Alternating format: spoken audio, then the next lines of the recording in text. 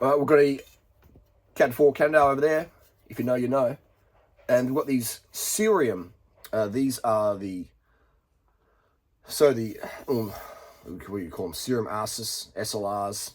They are a very nice wheel. This is the latest generation, so they fixed the spokes that were catastrophically failing, and you can tell because they got the little three marks on there.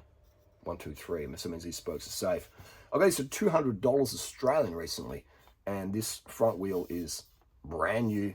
Okay, the rear wheel has been someone replaced this bearings to ceramic, and so it just feels incredible. $200 Australian off a local cyclist, and the free hub body there's perfect. You put a new update in there or something like that. It does have like a little tiny, I shouldn't say tiny, but it does have a little stress riser here, which instantly devalues this wheel massively.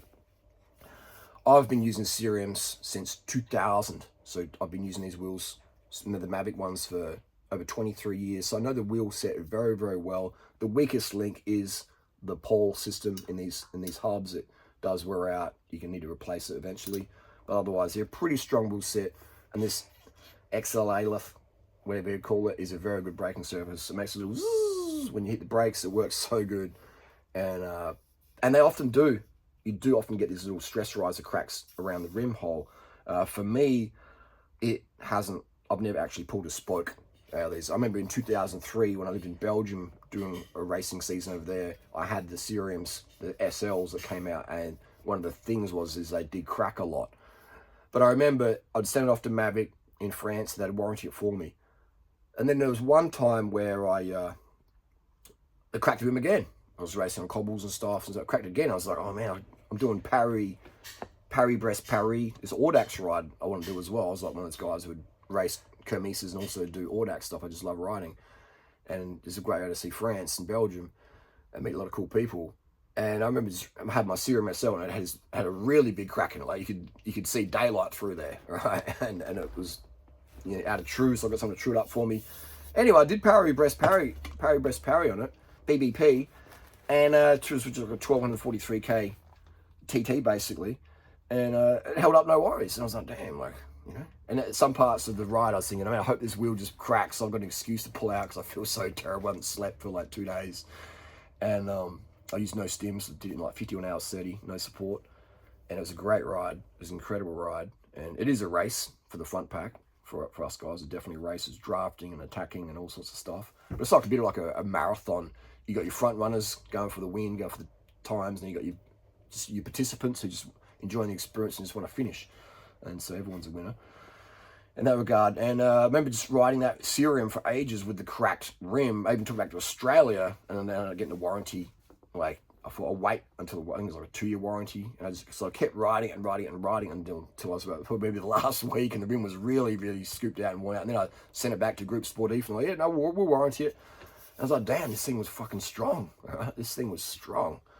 And so that's my little lesson there, is that, you know, again, I have the experience and the know-how and the knowledge of what is not going to be safe to ride and what is going to be totally fine, because it's largely just cosmetic.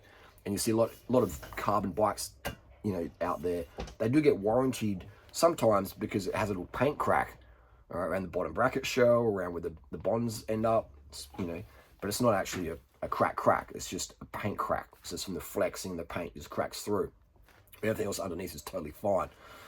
So yeah, it's so understanding that has really you know, saved a lot of things going to landfill, or means I just get bargains like this, because these were advertised, all right, and no one was buying them. And I was like, damn, let me have a look how big that crack is in real life. And I was like, okay, it's you know, it'll do. And so yeah, these wheels are very, very nice, and they're about one of the lightest alloy rims you can get. They're quite stiff. They're really well designed. But unfortunately, these wheels don't get the clout they deserve, because, you know, Mavic's discontinued them pretty much, and yeah. But then again, these days, the stuff you get from China, from like Windspace or Drive, Elite Wheels, etc., you know, why would you spend $2,000 or $3,000 on these when you can get some of those Chinese wheels for a lot cheaper? But these wheels are great if you pick them up secondhand near new, and they are very, very durable in terms of that, with the exception of maybe the free hub body, the pole inside there, which you pull it out every maybe 10,000 Ks and put some sewing machine oil on there, or even a bit of olive oil sometimes, and that just helps it lube it up.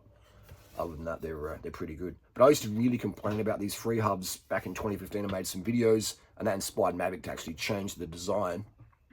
And I made those videos because I was like, this isn't acceptable for a $1,500 or $2,000 wheel. But now you pick this up for a couple of $100 on Facebook or Gumtree or eBay near new, and it is acceptable because you can just, you got it for $200 or $100 or $300, and you can just do a bit of maintenance and you're good to go. But for a brand new wheel set, that's not acceptable. But for a second-hand wheel set, yeah, it's acceptable. So the price point you pay determines how much, is acceptable or not. But yeah, that's a little story there for you. Again, Mavic Seriums, great wheels, and super, super cheap now. And if you just look up the YouTube videos on how to service the free hub body, good to go. And the braking surface, legit. And find ones that have a really, a flat braking surface. If it's scooped out like that, then you know they don't have as much life left, and so the value is going to be a lot less. But when they're dead flat like that, brand new basically, this wheel's like, it's done like a few hundred Ks on it, it feels like such good condition. So I'll chuck this in the shopping bike.